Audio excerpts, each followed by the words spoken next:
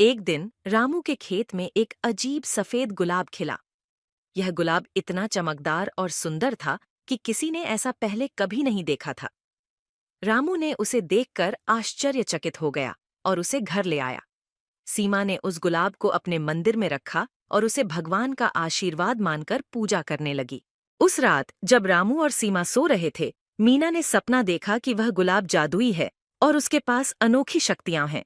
उसने देखा कि यदि कोई इस गुलाब को सच्चे दिल से मांगे तो उसकी सभी इच्छाएं पूरी हो जाती हैं।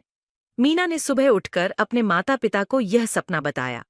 पहले तो रामू और सीमा ने उसे मजाक समझा, लेकिन जब मीना ने जोर देकर कहा तो वे सोच में पड़ गए। रामू ने सोचा कि अगर यह सच है तो उनकी गरीबी दूर हो सकती है। उन्होंने गुलाब को भगवान के सामने रखा और सच्चे मन से प्रार्थना की।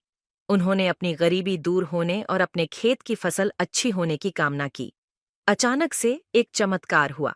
रामू का खेत हरा भरा हो गया और उसमें फसलें लहलहा उठीं। उनकी मेहनत का फल मिल गया और उनकी आर्थिक स्थिति सुधरने लगी। गांव में खुशी का माहौल बन गया। लोगों ने ईमानदारी, सच्चाई और भलाई के महत्व को समझा और अपने जीवन में अपनाया। धीरे धीरे गांव में खुशहाली और समृद्धि आई। लेकिन एक दिन एक लालची व्यापारी मनोहर गांव में आया। उसने सुना कि रामू के पास एक जादुई गुलाब है जो सभी इच्छाएं पूरी कर सकता है। मनोहर ने रामू से वह गुलाब खरीदने की कोशिश की, लेकिन रामू ने साफ मना कर दिया। मनोहर ने सोचा कि वह चालाकी से गुलाब चुरा लेगा।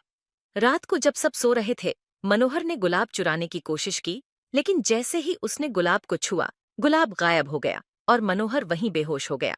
इस तरह सफेद गुलाब का जादू गांव में भलाई और सच्चाई की मिसाल बन गया। रामू और सीमा का परिवार हमेशा खुशहाल रहा और उनके गांव में सदा के लिए खुशियां छा गईं।